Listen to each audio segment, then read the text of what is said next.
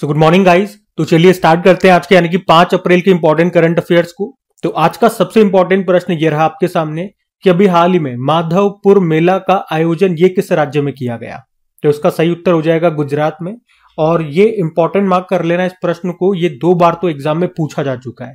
मैं भी आपको दिखा भी दूंगा किस एग्जाम में आया था ये प्रश्न और किस तरह से ये प्रश्न बन के आया था। पहले हम इसकी बात करते हैं। तो हर साल ये माधवपुर मेला ये गुजरात के पोरबंदर में मनाया जाता है। ये मेला भगवान कृष्ण और रुक्मणी के विवाह की याद में मनाया जाता है। ये लाइन याद रखना, यहां से भी प्रश्न बना था कि इस मेले का संबंध किससे है। और अरुणाचल प्रदेश की मिशमी जो ट्राइब है वो रुक्मणी को अरुणाचल प्रदेश का मानते हैं, इसलिए ये मेला मिशी ट्राइब से भी संबंधित है। इसमें गुजरात और नॉर्थ ईस्ट स्टेट्स, विशेष रूप से अरुणाचल प्रदेश और मणिपुर के जो कलाकार होते हैं उनके द्वारा फोक म्यूजिक, फोक डांस और ड्रामे की यहाँ पे प्रस्तुतियां दी जाती है। और इनमें रुक्मणी हरण जैसे लोक नाटक और अन्य पारंपरिक जो भी नृत्य होते हैं वो इसमें शामिल होते हैं। हर साल अप्रैल के पहले हफ्ता में ये मनाया जाता है। कहाँ पे? गुजरात में। और मैं आपको दिखा देता हूँ, ये आप देख सकते हो 2 बार ये एग्जाम में अलग अलग प्रश्न किस तरह से बन के आया था, किस तरह से ऑप्शन से आप देख सकते हो। तो याद रखना माधवपुर मेला कहाँ पे? गुजरात। फिर अगले प्रश्न में पूछ रहे हैं कि अभी हाल ही में अंतरराष्ट्रीय आपराधिक न्यायालय से बाहर होने वाला पहला यूरोपीय देश कौन सा बन गया है। ये भी इंपॉर्टेंट प्रश्न मार्क करना। इसका सही उत्तर हो जाएगा हंगरी। तो अभी हंगरी के जो प्रधानमंत्री विक्टर ऑर्बान, अभी उन्होंने 3 अप्रैल 2025 को घोषणा की है कि हंगरी ये इंटरनेशनल क्रिमिनल कोर्ट से बाहर हो रहा है और इस तरह से वो अंतरराष्ट्रीय आपराधिक न्यायालय से हटने वाला, बाहर होने वाला पहला यूरोपीय देश बन गया है। इसीलिए प्रश्न इंपॉर्टेंट है। अच्छा, क्यों हो रहा है, क्या कारण कहा? तो उनका कहना है कि अब जो ये आईसीसी है, इंटरनेशनल क्रिमिनल कोर्ट, एक राजनीतिक हथियार बन गया है। और अगर आप पूछो कि अभी ही इसी वक्त ही ये क्यों ऐसा डिसीजन लिया इन्होंने, एक्चुअली में अभी इजराइल के जो प्रधानमंत्री बेंजामिन नेतन्याहू वो हंगरी की यात्रा पर गए हुए थे। और अगर आपको याद हो तो मैंने आपको बताया था कि गाजा में युद्ध अपराधों के कारण इंटरनेशनल क्रिमिनल कोर्ट ने बेंजामिन नेतन्याहू के खिलाफ गिरफ्तारी वारंट जारी किया था और हंगरी आईसीसी का मेंबर है, तो वो बेंजामिन नेतन्याहू को गिरफ्तार करने के लिए बाध्य है। तो इस कारण से वो इससे बाहर हो गया। तो अब वो इसका मेंबर नहीं है, तो वो बेंजामिन नेतन्याहू को गिरफ्तार करने के लिए बाध्य नहीं है। तो इसीलिए यही कारण है कि वो अभी इस समय, इस वक्त उससे बाहर हुआ है। कारण मैंने आपको समझा दिया। तो इंटरनेशनल क्रिमिनल कोर्ट की अगर बात करते हैं, इसकी स्थापना होती है सन 2002 में। सदस्य इसके पहले हंगरी को मिलाकर के 125 थे। अब हंगरी बाहर हो गया तो 124 रह जाएंगे। क्या भारत इसका सदस्य है? तो आंसर होगा नहीं है। इसका मुख्यालय आपको मिलेगा द हैग, नीदरलैंड में। बाकी बात यहाँ पे हंगरी की हुई है। अच्छा, हंगरी में आपको लेकर के चलूंगा। उससे पहले इसी तरह का एक प्रश्न अभी हमने पढ़ा था कि जो अमेरिका है वो वर्ल्ड हेल्थ ऑर्गेनाइजेशन से अभी बाहर हो चुका है। उसके अलावा एक और संस्था से बाहर हुआ था, कौन? United nation human right council से। अब आपके लिए एक प्रश्न है, जब अमेरिका WHO से बाहर हुआ उसके बाद एक और देश है वो भी WHO से बाहर हो गया, उस देश का नाम आपको बताना है। और वो प्रश्न मैंने आपको उसी के साथ कराया था जब मैंने आपको अमेरिका के बारे में बताया था। तो अभी आप बताओ। बाकी मैं आपको हंगरी लेकर के चलता हूँ। ये रहा मैप में हंगरी। कैपिटल इसकी बुडापेस्ट होती है, करेंसी है हंगेरियन फॉरेंट और प्रधानमंत्री विक्टर ऑर्बान हो गए। तो ये ध्यान रखना, अच्छा प्रश्न रहेगा। अगला प्रश्न देखते हैं। फिर अगले में पूछ रहे हैं, हाल ही में किस राज्य सरकार ने मुख्यमंत्री महिला उद्यमिता अभियान शुरू किया है? तो आंसर होगा असम ने। तो अभी असम सरकार ने महिलाओं के बीच स्वरोजगार को बढ़ावा देने के लिए अपनी सबसे बड़ी महिला उद्यमिता सहायता पहल मुख्यमंत्री महिला उद्यमिता अभियान को शुरू किया है। इसे राज्य के विश्वनाथ जिले से शुरू किया गया। तो इस योजना का, इस अभियान का मुख्य उद्देश्य है ग्रामीण महिलाओं को आर्थिक रूप से सशक्त करना, मजबूत करना। इसमें लाभार्थियों को 1 लाख रुपए दिए जाएंगे, लेकिन वो 3 टुकड़ों में दिए जाएंगे। पहले साल 10,000 रुपए, फिर दूसरे साल 25,000 रुपए और तीसरे साल सफल उद्यमियों को 50,000 रुपए दिए जाएंगे। और इन पैसों का वो कहां पर इस्तेमाल कर सकती है, उपयोग कर सकती है? सूक्ष्म व्यवसायों में, कृषि या पशुधन में वो निवेश कर सकती है।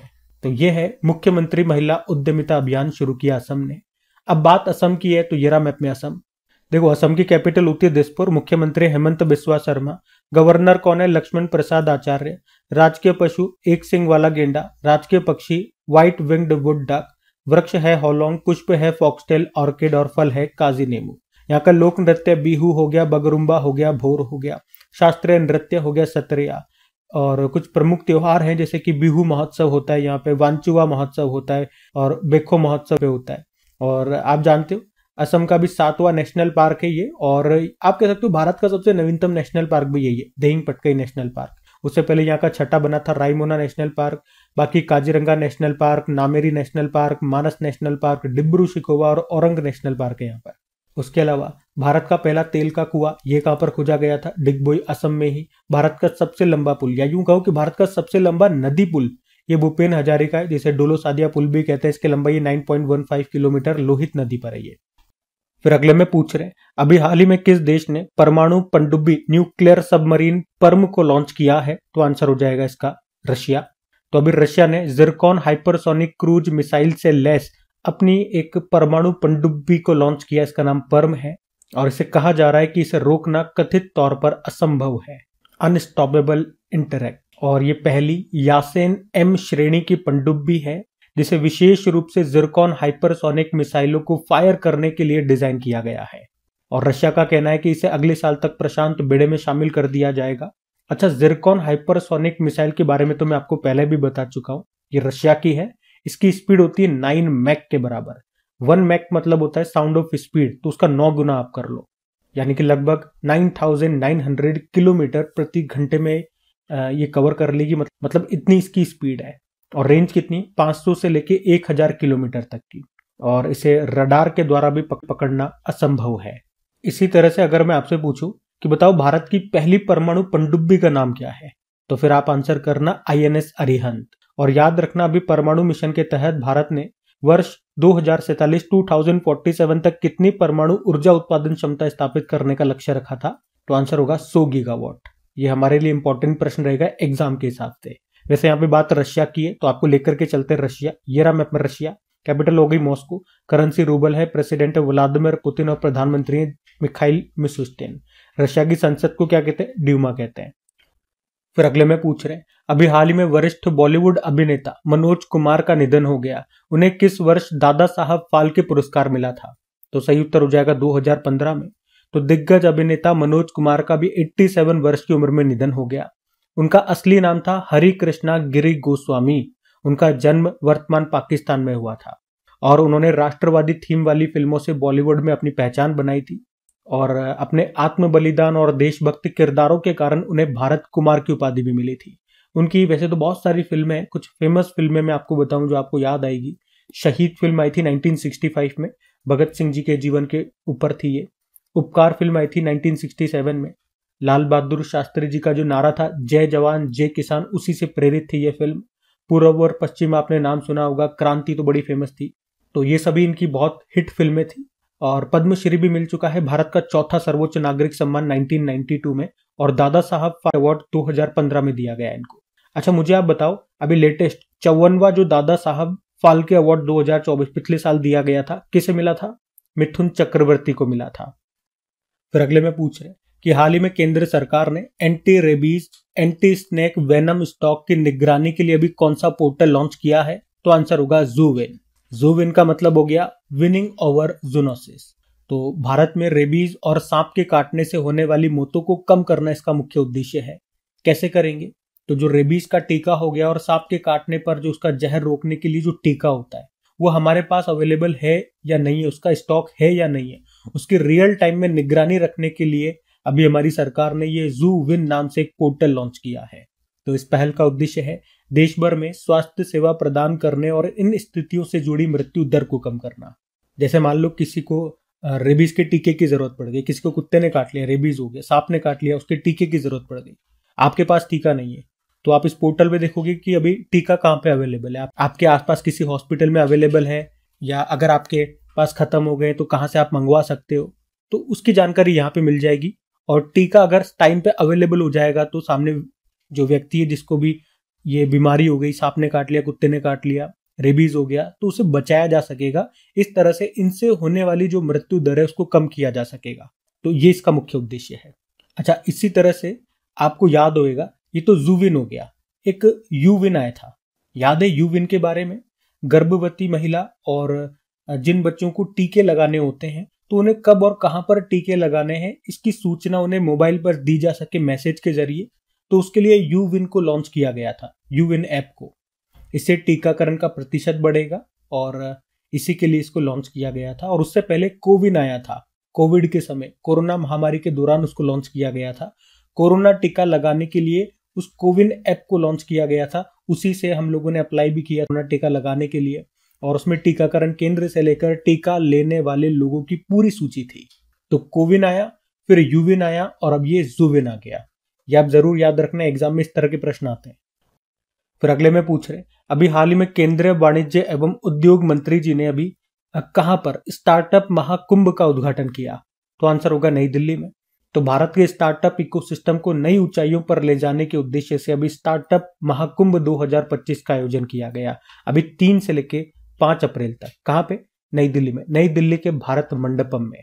तो ये भारत के स्टार्टअप इकोसिस्टम का एक सबसे बड़ा इवेंट है और इसका उद्घाटन किया हमारे केंद्रीय वाणिज्य एवं उद्योग राज्य मंत्री जितेंद्र प्रसाद ने। वैसे हमारे केंद्रीय वाणिज्य व उद्योग मंत्री तो पीयूष गोयल है, उनका नाम भी याद रखना। फिर अगले में पूछ रहे, अभी 47वीं नंबर की junior girls national handball championship 2025 में किस टीम ने खिताब जीता? तो आंसर होगा उत्तर प्रदेश। 47 नंबर की अभी junior girls national handball championship हुई। कहां पर हुई? लखनऊ, यूपी में। इसमें पहले स्थान पे उत्तर प्रदेश रहा, दूसरे पे हिमाचल प्रदेश और तीसरे पे राजस्थान रहा। इसका आयोजन किसने किया? हैंडबॉल फेडरेशन ऑफ इंडिया ने। अच्छा, इसका जो लास्ट पिछले साल एडिशन हुआ था 46 नंबर का, वो 2024 में हुआ था, तमिलनाडु में हुआ था वो। उसमें हरियाणा विजेता रहा था, उपविजेता था मध्य प्रदेश। बाकी हैंडबॉल फेडरेशन ऑफ इंडिया की बात करें, स्थापना होती है 1971 में और इसके हेड है दिग्विजय चौटाला। फिर अगले में पूछ रहे, अभी हाल ही में मियामी ओपन 2025 में पुरुष एकल मेन सिंगल का टाइटल किसने जीता? तो आंसर होगा जाकुब मेंसिक ने। जाकुब मेंसिक ये चेक रिपब्लिक से है और अभी इन्होंने नोवाक जोकोविच, जो कि सर्बिया के टेनिस प्लेयर है, इनको हराकर मियामी ओपन में मेन सिंगल का टाइटल जीत लिया है। कुछ दिन पहले ही हमने पढ़ा था, इसमें वुमेन सिंगल जीता था आर्यना सबालेंका ने, वो बेलारूस की प्लेयर है। मियामी ओपन, इसका आयोजन कहां पे हुआ होगा? मियामी, अमेरिका में। और टेनिस से सबसे इंपॉर्टेंट इवेंट जो होता है ग्रैंड स्लैम, वो अभी एक हो चुका है, साल में 4 होते हैं ना, अभी एक हो चुका है ऑस्ट्रेलियन ओपन वाला, वो देख लेते हैं। उसमें मेन सिंगल जीता था जेनिक सिनर ने, वो इटली के हैं। और वुमेन सिंगल याद रखना, मेडिसन कीज विजेता रही, वो अमेरिका से है। अच्छा, एक जो टेनिस प्लेयर है सिमोना हालेप, इन्होंने अभी रिटायरमेंट ले लिया है, याद रखना वो कहां से है? वो रोमानिया देश की है। ठीक है, अगला प्रश्न देखते हैं। फिर अगले में पूछ रहे कि अभी प्रधानमंत्री नरेंद्र मोदी ने रामायण का प्रदर्शन कहां पर देखा? तो आंसर होगा थाईलैंड में। तो अभी प्रधानमंत्री नरेंद्र मोदी, हमने पढ़ा था, अभी थाईलैंड गए हुए हैं। काय के लिए? बिम्स्टेक समिट को अटेंड करने के लिए। तो वहीं पर रामायण का जो थाई संस्करण है, जिसे रामकियन कहा जाता है, वो उन्होंने वहां पे विजिट किया, उसे देखा। अच्छा, इसी तरह आपको याद होगा, इससे पहले जब आसियान समिट हुई थी लाओस में, वहां पर भी जब मोदी जी गए थे तो वहां पे भी रामायण उन्होंने देखी थी। और वहां पे रामायण को फ्रा लाख फ्रा राम कहा जाता है। और अभी रामकियन ये कहां पे कहा जाता है? थाईलैंड में। तो वहां पे इन्होंने इसको विजिट किया। गए काय के लिए थे? बिम्स्टेक समिट को अटेंड करने के लिए। तो बिम्स्टेक समिट और थाईलैंड के बारे में आपको बताता हूं। पहले बिम्स्टेक के बारे में जानते हैं। फुल फॉर्म क्या होती है? Bay of Bengal initiative for multi sectoral technical and economic cooperation. 1997 में स्थापित हुआ था। मुख्यालय आपको ढाका में मिल जाएगा और अध्यक्ष है Indramani Pandey. Bangladesh, Bhutan, India, Myanmar, Nepal, Sri Lanka, Thailand इसके सदस्य देश है। और अभी जो बिम्स्टेक समिट हुआ, ये इसका कौन सा एडिशन है? 6वां एडिशन है। और इसको होस्ट किया थाईलैंड ने, बैंकॉक के थाईलैंड में अभी इसकी बैठक हुई। और थीम भी याद रखना, बिम्स्टेक समृद्ध, लचीला और खुला। इसके अलावा ये पूरी आप टेबल देख सकते हो, अभी तक कौन कौन सी समिट कहां कहां पे हुई है। इसकी पहली समिट 2004 में हुई थी, थाईलैंड ने ही उसको होस्ट किया था। भारत भी एक बार इसको होस्ट कर चुका है। दूसरी बैठक 2008 वाली, वो भारत में हुई थी नई दिल्ली में। और लास्ट वाली 2022 में हुई थी श्रीलंका में। और अब छठी हो रही है, वो थाईलैंड में हो रही है। और ये पॉइंट और याद रखना कि 2024 में भारत ने बिम्स्टेक बिजनेस समिट को होस्ट किया था। ठीक है, बाकी थाईलैंड में हो रही है ये बैठक, मोदी जी वहां गए, तो थाईलैंड भी ले चलता हूं आपको। ये रहा मैप में थाईलैंड। इसे सफेद हाथियों का देश कहा जाता है, इसका पुराना नाम है सियाम। मैत्री एक्सरसाइज, अयुत्या एक्सरसाइज हम करते हैं थाईलैंड के साथ में। और कैपिटल बैंकॉक हो गई, करेंसी है थाई, प्रधानमंत्री है पेंटोक्टार्न शिनावात्रा। तो कल पहला प्रश्न पूछा था, पेंशन फंड विनियामक और विकास प्राधिकरण का अध्यक्ष किसे बनाया गया? शिव सुब्रमण्यम रमन को।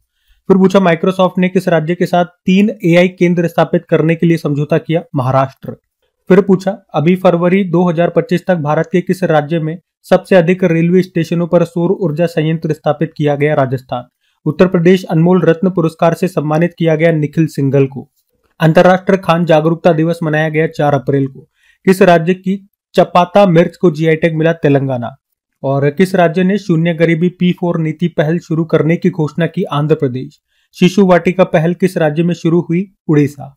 और अभी ट्रेड वॉच नाम से एक रिपोर्ट का दूसरा संस्करण किसने जारी किया? नीति आयोग। निहारिका सिंघानिया ने एजेलहॉफ CSI लेयर घुड़सवारी प्रतियोगिता में कौन सा पदक जीता? Gold medal. चलो कल का भी होमवर्क प्रश्न देखते हैं और सेशन एंड करते हैं। तो कल पूछा था खो खो विश्व कप 2025 का खिताब किसने जीता? तो सही उत्तर होगा भारत ने। आप सभी ने प्रश्न का बिल्कुल सही उत्तर दिया। अब ये रहा आज का आपका होमवर्क प्रश्न।